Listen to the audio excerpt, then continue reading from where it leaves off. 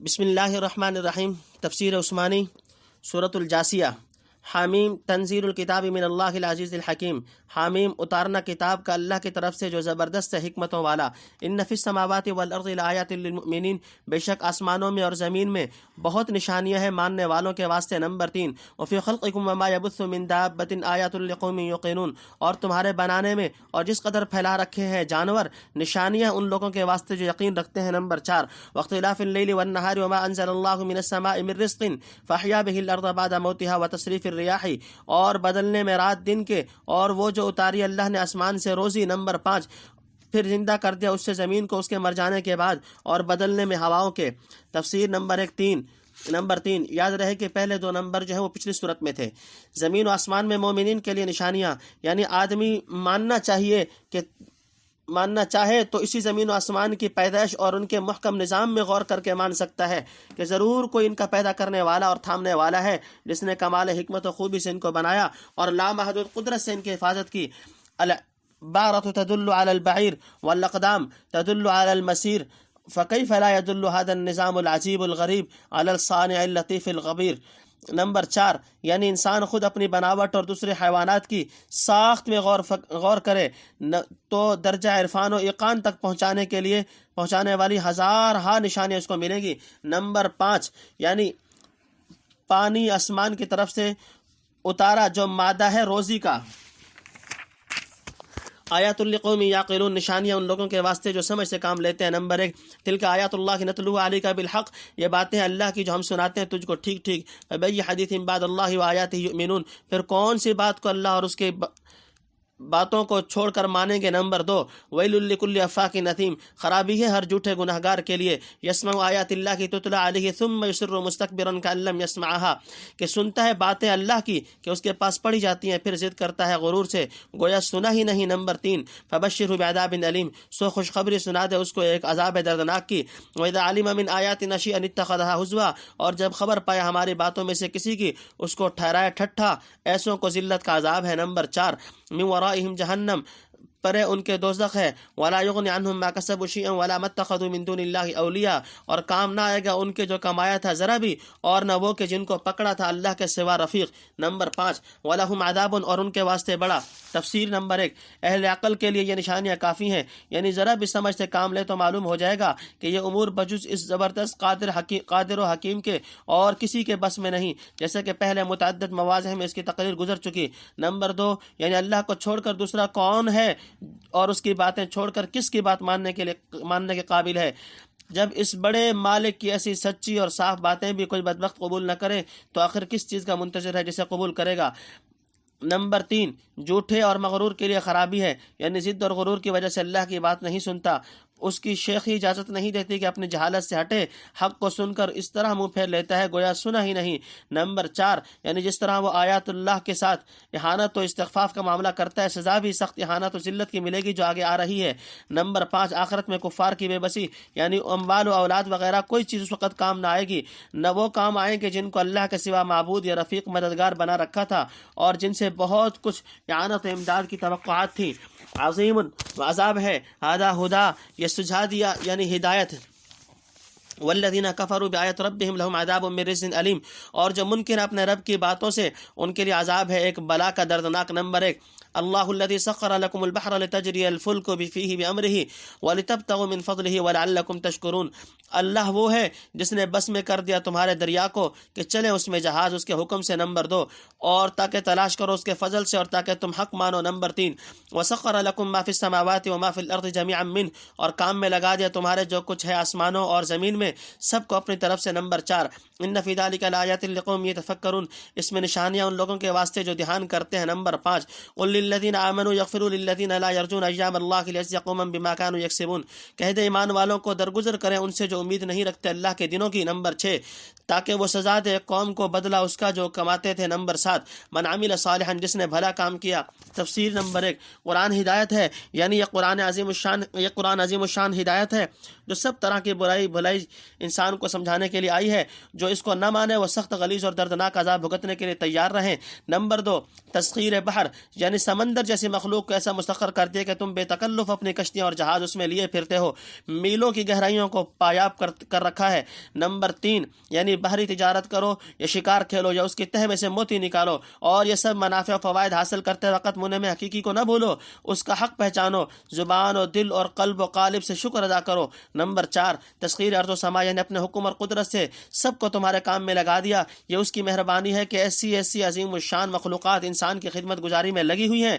Number 5 سوچنے والوں کے لیے نشانیاں. آدمی دھیان کرے تو سمجھ سکتا ہے کہ یہ چیز اس کے بس کی نہ تھی، محض اللہ کے فضل اور اس کی قدرت کاملہ سے یہ اشیاء ہمارے کام میں لگی ہوئی ہیں. تو لامحالہ ہم کو بھی کسی کے کام لگنا چاہیے. وہ کام یہی ہے کہ اس منعم حقیقی اور محسن علی الاطلاق کی فرما برداری اور اطاعت گزاری میں اپنی حیات مستعار کے لمحات صرف کر دیں تاکہ آئندہ چل کر ہمارا انجام درست ہو. نمبر 6 ایام اللہ. اللہ کے دنوں سے مراد وہ دن ہیں جن میں اللہ اپنے دشمنوں کو کوئی خاص سزا دے یا اپنے فرما برداروں کو کسی خصوص انعام و اکرام سے سرفراز فرمائے. لہذا للذین لا یرجون ایام اللہ سے وہ کفار مراد ہوئے جو اس کی رحمت سے نا امید اور اس کے عذاب سے بے فکر ہیں. نمبر 7 کفار، یعنی آپ ان سے بدلہ لینے کی فکر نہ کریں، اللہ پر چھوڑ دیں، وہ ان کی شرارتوں پر کافی سزا اور مومنین کے صبر و تحمل اور عفو درگزر کا مناسب صلہ دے گا. فلنفسہ ہی، تو اپنے واسطے، ومن اساء فعلیہا، جس نے برا کیا سو اپنے حق میں. نمبر 1 ثم الی ربکم ترجعون، پھر اپنے رب کی طرف پھیرے جاؤ گے. نمبر 2 ولقد آتینا بنی اسرائیل الکتاب والحکم والنبوۃ ورزقناہم من الطیبات وفضلناہم علی العالمین، اور ہم نے دی بنی اسرائیل کو کتاب اور حکومت اور پیغمبری اور کھانے کو دی ستھری چیزیں. نمبر 3 اور بزرگی دی ان کو جہاں پر. نمبر 4 وآتیناہم بینات من الامر، اور دی ان کو کھلی باتیں دین کے. نمبر 5 فما اختلفوا الا من بعد ما جاءہم العلم بغیا بینہم، پھر انہوں نے پھوٹ جو ڈالی تو سمجھ آ چکنے کے بعد آپس کی ضد سے. ان ربک یقضی بینہم یوم القیامۃ فیما کانوا فیہ یختلفون، بے شک تیرا رب فیصلہ کرے گا ان میں قیامت کے دن جس بات میں وہ جھگڑتے تھے. نمبر 6 ثم جعلناک علی شریعۃ من الامر فاتبعها ولا تتبع اهواء الذین لا یعلمون، پھر تجھ کو رکھا ہم نے ایک رستہ پر دین کے کام کے، سو تو اسی پر چل اور مت چل خواہشوں پر نادانوں کی. نمبر 7 تفسیر. نمبر 1 یعنی بھلے کام کا فائدہ کام کرنے والے کو پہنچتا ہے، اللہ کو اس کی کیا ضرورت، اور بدی کرنے والا خود اپنے حق میں برا بیج بو رہا ہے. ایک کی برائی دوسرے پر نہیں پڑتی، غرض ہر شخص اپنے نفع نقصان کی فکر کر لے اور جو عمل کرے یہ سمجھ کر کرے کہ اس کا سود و زیاں اس کی ذات کو پہنچے گا. نمبر 2 یعنی وہاں پہنچ کر سب برائی بھلائی سامنے آ جائے گی، ہر ایک اپنے کرتوت کا پھل چکھے گا. نمبر 3 بنی اسرائیل کی نعمتیں، یعنی تورات دی اور سلطنت یا قوت فیصلہ یا دانائی کی باتیں یا دین کی سمجھ عطا کی، اور کس قدر کثرت سے پیغمبر ان میں سے اٹھائے. یہ تو روحانی غذا ہوئی. جسمانی غذا دیکھو تو وہ بھی بہت افراد سے دی، حتیٰ کہ من و سلوہ تک اتارا گیا. نمبر 4 یعنی اس زمانہ میں سارے جہان پر ان کو فضیلت کلی حاصل تھی، اور بعض فضائل جزیہ کے اعتبار سے تو اس زمانہ کے قید لگانے کی بھی ضرورت نہیں ہے. نمبر 5 یعنی نہایت واضح اور مفصل احکام، کھلے معجزات جو دین کے باب میں بطور حجت و برہان کے پیش کیے جائیں.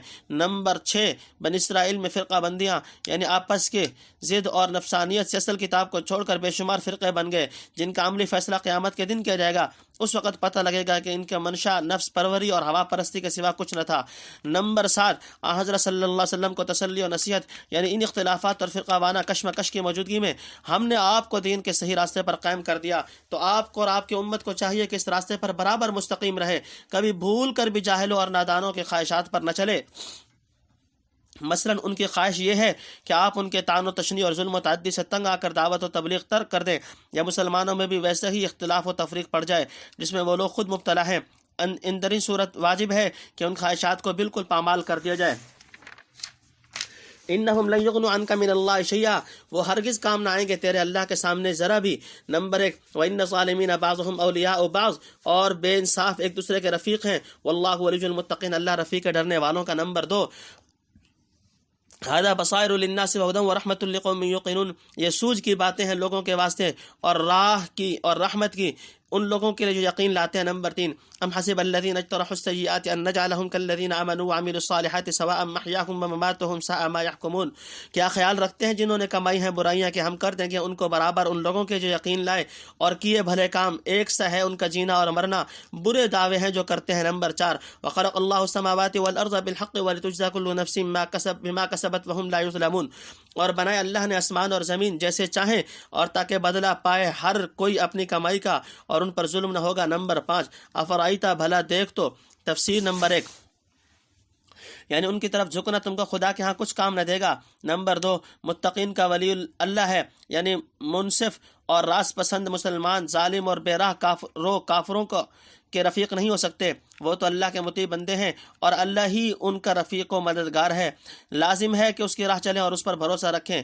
نمبر 3، قرآن میں بصیرت و ہدایت، یعنی یہ قرآن بڑی بڑی بصیرت افروز حقائق پر مشتمل ہے، لوگوں کو کام کی باتیں اور کامیابی کی راہ سجھاتا ہے، جو خوش قسمت ہے اس کی ہدایت و نصائح پر یقین کر کے عمل پیرا ہوتے ہیں، ان کے حق میں خصوصی طور پر قرآن رحمت و برکت ہے۔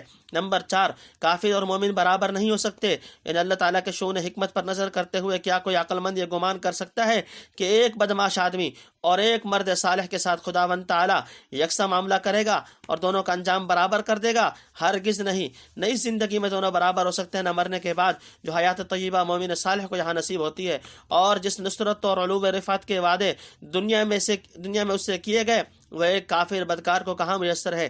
اس کے لیے دنیا میں معیشت زنک اور آخرت میں لعنت و خسران کے سوا کچھ نہیں۔ الغرض یہ دعویٰ بالکل غلط اور یہ خیال بالکل محمل ہے کہ اللہ تعالیٰ نیکوں اور بدوں کو مرنا اور جینا برابر کر دے گا، اس کی حکمت اس کے مقتضا نہیں، بلکہ ضروری ہے کہ دونوں کے اعمال کا ٹھیک ٹھاک نتیجہ ظاہر ہو کر رہے اور ہر ایک کی نیکی یا بدی کے اثر فی الجملہ یہاں بھی مشاہد ہوں اور ان کا پوری طرح معائنہ موت کے بعد ہو۔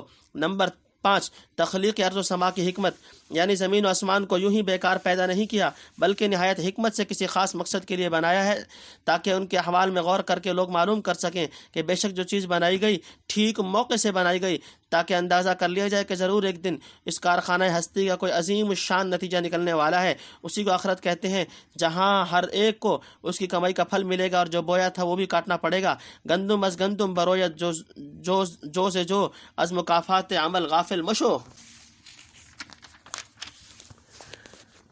من اتخذ الہہ ہواہ وضلہ اللہ علی علم وختم علی سمعہ وقلبہ وجعل علی بصرہ غشاوہ، جس نے ٹھہرا لیا اپنا حاکم اپنی خواہش کو اور راہ سے بچلا دیا اس کو اللہ نے باوجود کہ تھا، یعنی جانتا بوجھتا۔ نمبر 1، وختم علی سمعہ وقلبہ وجعل علی بصرہ غشاوہ، اور مہر لگا دی اس کے کان پر اور دل پر اور ڈال دی اس کی آنکھ پر اندھیری۔ فمن یہدیہ من بعد اللہ، پھر کون راہ پر لائے اس کو اللہ کے سوا؟ افلا تذکرون، سو کیا تم غور نہیں کرتے؟ نمبر 2، وقالوا ما هي الا حیاتنا الدنیا نموت ونحیا وما یہلکنا الا الدہر، اور کہتے ہیں اور کچھ نہیں بس یہی ہے ہمارا جینا دنیا کا، اور ہم مرتے ہیں اور جیتے ہیں اور ہم جو مرتے ہیں سو زمانے سے۔ نمبر 3، وما لهم بذلک من علم، اور ان کو کچھ خبر نہیں، انہم الا یظنون، اس کی محض اٹکلیں دوڑاتے ہیں۔ نمبر 4، واذا تتلی علیہم آیاتنا بینات ما کان حجتهم الا ان قالوا ائتوا بآبائنا ان کنتم صادقین، اور جب سنائی جائیں ان کو ہماری آیتیں کھلی کھلی اور کچھ دلیل نہیں ان کی مگر یہی کہ کہتے ہیں لے آؤ ہمارے باپ دادوں کو اگر تم سچے ہو۔ نمبر 5، قل اللہ، تو کہے کہ اللہ ہی۔ تفسیر نمبر 1، خواہش پرست کا عبرتناک انجام، یعنی اللہ جانتا تھا کہ اس کی استعداد خراب ہے اور اسی قابل ہے کہ سیدھے راہ سے ادھر ادھر بھٹکتا پھرے، یہ مطلب ہے کہ وہ بدبخت علم رکھنے کے باوجود اور سمجھنے بوجھنے کے باوجود گمراہ ہو۔ نمبر 2، جو شخص محض خواہش نفس کو اپنا حاکم اور معبود ٹھہرا لے، جدھر اس کی خواہش لے چلے ادھر ہی چل پڑے، اور حق و نہ حق کے جانچنے کا معیار اس کے پاس یہی خواہش نفس رہ جائے، اللہ تعالیٰ بھی اس سے اس کی اختیار کردہ گمراہی میں چھوڑ دیتا ہے۔ پھر اس کی حالت یہ ہو جاتی ہے نہ کان نصیحت کی بات سنتے ہیں، نہ دل سچی بات کو سمجھتا ہے، نہ آنکھ سے بصیرت کی روشنی نظر آتی ہے۔ ظاہر ہے اللہ جس کو اس کی کرتوت کی بدولت ایسی حالت پر پہنچا دے، کون سی طاقت ہے جو اس کے بعد اسے راہ پر لے آئے۔ نمبر 3، دہریت کا باطل عقیدہ، یعنی اس دنیا کی زندگی کے سوا کوئی دوسری دوسری زندگی نہیں، بس یہی ایک جہان ہے جس میں ہمارا مرنا اور جینا ہے۔ جیسے بارش ہونے پر سبزہ زمین سے اگا، خشکی ہوئی تو سوکھ کر ختم ہو گیا، یہی حال آدمی کا سمجھو۔ ایک وقت آتا ہے، پیدا ہوتا ہے، پھر معین وقت تک زندہ رہتا ہے، آخر زمانہ کا چکر اسے ختم کر دیتا ہے۔ یہی سلسلہ موت حیات کا دنیا میں چلتا رہتا ہے، آگے کچھ نہیں۔ نمبر 4، ان عقیدوں کی بنیاد محض اٹکل ہے، یعنی زمانہ نام ہے دہر کا، اور وہ کچھ کام کرنے والا نہیں، کیونکہ نہ اس میں حص ہے، نہ شعور، نہ ارادہ۔ لامحالہ وہ کسی اور چیز کو کہتے ہوں گے جو معلوم نہیں ہوتی، لیکن دنیا میں اس کا تصرف چلتا ہے۔ پھر اللہ ہی کو کیوں نہیں کہیں، جس کا وجود اور متصرف علی الاطلاق ہونا دلائل فطریہ اور براہین عقلیہ و نقلیہ سے ثابت ہو چکا، اور زمانے کا الٹ پھیر اور رات دن کا عدل بدل کرنا اسی کے ہاتھ میں ہے۔ زمانے کو برا نہ کہو، اس معنی سے حدیث میں بتلایا گیا کہ دہر اللہ ہے، اس کو برا نہ کہنا چاہیے، کیونکہ جب آدمی دہر کو برا کہتا ہے اس نیت سے کہتا ہے کہ حوادث دہر اس کی طرف منسوب ہیں، حالانکہ تمام حوادث دہر اللہ کے ارادے اور مشیت سے ہیں۔ تو دہر کی برائی کرنے سے حقیقت میں اللہ تعالیٰ کی جناب میں گستاخی ہوتی ہے، اعاذنا اللہ منہ۔ نمبر 5، یعنی جب قرآن کی آیات یا بعث بعد الموت کی دلائل اس کو سنائی جاتی ہیں تو کہتا ہے میں کسی دلیل کو نہیں مانوں گا، پس اگر تم اپنے دعوے میں سچے ہو تو ہمارے مرے ہوئے باپ دادوں کو زندہ کر کے دکھلا دو، تب ہم تسلیم کریں گے کہ بے شک موت کے بعد دوبارہ زندہ ہونا حق ہے۔ یحییکم ثم یمیتکم ثم یجمعکم الی یوم القیامۃ لا ریب فیہ ولکن اکثر الناس لا یعلمون۔ جلاتا ہے تم کو، پھر مارے گا تم کو، پھر اکٹھا کرے گا تم کو قیامت کے دن تک، اس میں کچھ شک نہیں، پر بہت لوگ نہیں سمجھتے۔ نمبر 1، وللہ ملک السماوات والارض، اور اللہ ہی کا راج ہے آسمانوں میں اور زمینوں میں۔ وَيَوْمَ تَقُومُ السَّاعَةُ يَوْمَئِذٍ يَخْسَرُ الْمُبْطِلُونَ، اور جس دن قائم ہوگی قیامت اس دن خراب ہوں گے جھوٹے۔ نمبر 2، وَتَرَىٰ كُلَّ أُمَّةٍ جَاثِيَةً، اور تو دیکھے ہر فرقہ کو کہ بیٹھے ہیں گھٹنوں کے بل۔ نمبر 3، كُلُّ أُمَّةٍ تُدْعَىٰ إِلَىٰ كِتَابِهَا، ہر فرقہ بلایا جائے گا اپنے اپنے دفتر کے پاس۔ الْيَوْمَ تُجْزَوْنَ مَا كُنتُمْ تَعْمَلُونَ، آج بدلہ پاؤ گے جیسا تم کرتے تھے۔ نمبر 4، هَذَا كِتَابُنَا يَنطِقُ عَلَيْكُمْ بِالْحَقِّ، یہ ہمارا دفتر ہے، بولتا ہے یعنی بتلاتا ہے تمہارے کام ٹھیک۔ نمبر 5، إِنَّا كُنَّا نَسْتَنسِخُ مَا كُنتُمْ تَعْمَلُونَ، ہم لکھواتے جاتے تھے جو کچھ تم کرتے تھے۔ نمبر 6، فَأَمَّا الَّذِينَ آمَنُوا وَعَمِلُوا الصَّالِحَاتِ فَيُدْخِلُهُمْ، سو جو لوگ یقین لائے ہیں اور بھلے کام کیے سو ان کو داخل کرے گا۔ تفسیر نمبر 1، یعنی جس نے ایک مرتبہ زندہ کیا پھر مارا، اسے کیا مشکل ہے کہ دوبارہ زندہ کر کے سب کو ایک جگہ اکٹھا کر دے۔ نمبر 2، اس دن ذلیل و خوار ہو کر پتہ لگے گا کہ کس دھوکہ میں پڑے ہوئے تھے۔ نمبر 3، آخرت کے احوال یعنی خوف و حیبت سے۔ نمبر 4، اعمال نامے یعنی اعمال نامہ کی طرف بلایا جائے گا کہ آؤ اس کے موافق حساب دو، آج ہر ایک کو اسی کا بدلہ ملے گا جو اس نے دنیا میں کمایا تھا۔ نمبر 5، یعنی جو کام کیے تھے یہ اعمال نامہ ٹھیک ٹھیک وہی بتلاتا ہے، ذرا بھر کمی بیشی نہیں۔ نمبر 6، ضبط اعمال یعنی ہمارے علم میں تو ہر چیز ازل سے ہے، مگر ضابطہ میں ہمارے فرشتے لکھنے پر مامور تھے، ان کی لکھی ہوئی مکمل رپورٹ آج تمہارے سامنے ہے۔ ربہم فی رحمتی، ان کا رب اپنے رحمت میں، ذالک هو الفوز المبین، یہ جو ہے یہی ہے صریح مراد ملنی۔ نمبر 1، واما الذین کفروا، اور جو منکر ہوئے یعنی ان سے پوچھیں افلم تکن آیاتی تتلی علیکم فاستکبرتم وکنتم قوما مجرمین، کیا تم کو سنائی نہ جاتی تھی باتیں میری پھر تم نے غرور کیا اور ہو گئے تم لوگ گناہگار۔ نمبر 2، واذا قیل ان وعد اللہ حق والساعۃ لا ریب فیہا قلتم ما ندری ما الساعۃ، اور جب کہیے یعنی کہتے کہ وعدہ اللہ کا ٹھیک ہے اور قیامت میں کچھ شبہ نہیں، تم کہتے تھے ہم نہیں سمجھتے کیا ہے قیامت۔ ان نظن الا ظن وما نحن بمستيقنين، ہم کو آتا تو ہے ایک خیال سا اور ہم کو یقین نہیں ہوتا۔ نمبر 3، وبدا لهم سیئات ما عملوا وحاق بهم ما كانوا به يستهزئون، اور کھل جائیں ان پر برائیاں ان کاموں کی جو کیے تھے اور الٹ پڑے ان پر وہ چیز جس پر ٹھٹا کرتے تھے۔ نمبر 4، وقیل اليوم ننساكم كما نسيتم لقاء يومكم هذا ومأواكم النار، اور حکم ہوگا آج ہم تم کو بھلا دیں گے جیسے تم نے بھلا دیا تھا اپنے اس دن کی ملاقات کو۔ نمبر 5، اور گھر تمہارا دوزخ ہے۔ تفسیر نمبر 1، یعنی جنت میں جہاں اعلیٰ درجے کی رحمت اور ہر قسم کی مہربانیاں ہوں گی۔ نمبر 2، یعنی ہماری طرف سے نصیحت و فہمائش اور اتمام حجت کا کوئی دقیقہ اٹھا کر نہ رکھا گیا، اس پر بھی تمہارے غرور کی گردن نیچی نہ ہوئی، آخر پکے مجرم بن کر رہے۔ یا وکنتم قوم مجرمین کا مطلب یہ لیا جائے کہ تم پہلے سے ہی جرائم پیشہ تھے۔ نمبر 3، قیامت کا انکار یعنی ہم نہیں جانتے قیامت کیسی ہوتی ہے، تم جو کچھ قیامت کے عجیب و غریب احوال بیان کرتے ہو ہم کو کسی طرح ان کا یقین نہیں ہوتا۔ یوں سنی باتوں سے کچھ ضعیف سے امکان اور دھندلا سا خیال کبھی آ جائے وہ دوسری بات ہے۔ نمبر 4، یعنی جب قیامت آئے گی ان کی تمام بدکاریاں اور ان کے نتائج سامنے آ جائیں گے، عذاب وغیرہ کی دھمکیوں کا جو مذاق اڑایا کرتے تھے وہ خود انہی پر الٹ پڑے گا۔ نمبر 5، منکرین کو یاد نہیں رکھا جائے گا، یعنی دنیا میں تم نے آج کے دن کو یاد نہ رکھا تھا، آج ہم تم کو مہربانی سے یاد نہ کریں گے، ہمیشہ کے لیے اسی طرح عذاب میں پڑا چھوڑ دیں گے جیسے تم نے اپنے کو دنیا کے مزوں میں پھنسا کر چھوڑ دیا تھا۔ وما لکم من ناصرین، اور کوئی نہیں تمہارا مددگار، ذالکم بانکم اتخذتم آیات اللہ ہزوا وغرتکم الحیات الدنیا، یہ تم پر اس واسطے کہ تم نے پکڑا اللہ کی باتوں کو ٹھٹا اور بہہ کے رہے دنیا کی زندگانی پر۔ نمبر 1 فَالْيَوْمَ لَا يُخْرَجُونَ مِنْهَا وَلَا هُمْ يُسْتَعْتَبُونَ، سو آج نہ ان کو نکالنا منظور ہے وہاں سے اور نہ ان سے مطلوب ہے توبہ۔ نمبر 2 فَلِلَّهِ الْحَمْدُ رَبِّ السَّمَاوَاتِ وَرَبِّ الْأَرْضِ رَبِّ الْعَالَمِينَ، سو اللہ ہی کے واسطے ہے سب خوبی جو رب ہے آسمانوں کا اور رب ہے زمین کا، رب سارے جہان کا۔ وَلَهُ الْكِبْرِيَاءُ فِي السَّمَاوَاتِ وَالْأَرْضِ وَهُوَ الْعَزِيزُ الْحَكِيمُ، اور اسی کے لیے ہے بڑائی آسمانوں میں اور زمین میں اور وہی ہے زبردست حکمت والا۔ نمبر 3 تفسیر نمبر 1، یعنی دنیا کے مزوں میں پڑھ کر خیال ہی نہ کیا کہ کبھی یہاں سے کبھی جانا اور خدا کے سامنے پیش ہونا بھی ہے، اور کبھی کچھ خیال آیا تو بھی یوں سمجھ کر دل کی تسلی کر لی کہ جس طرح دنیا میں ہم مسلمانوں سے مقابل ہیں وہاں بھی ہمارا یہی زور رہے گا۔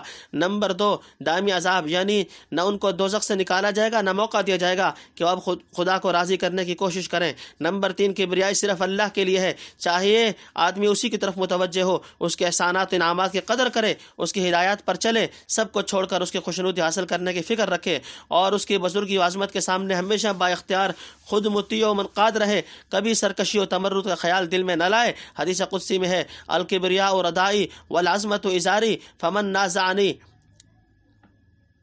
واحدا منہا قذفتہ فی النار، کبریائی میری چادر اور عظمت میرا تہبند ہے، لہذا جو کوئی ان دونوں میں سے کسی میں مجھ سے منازعت اور کشمکش کرے گا میں اسے اٹھا کر آگ میں پھینک دوں گا۔ اللہم اجعلنا مطیعین لامرک وجنبنا غضبک وقنا عذاب النار انک سمیع قریب مجیب الدعوات۔ تم سورۃ الجاثیہ بعونہ وصونہ فللہ الحمد والمنہ وبہ التوفیق والعصمہ۔ سورہ جاثیہ الحمدللہ اپنے اختتام کو پہنچی۔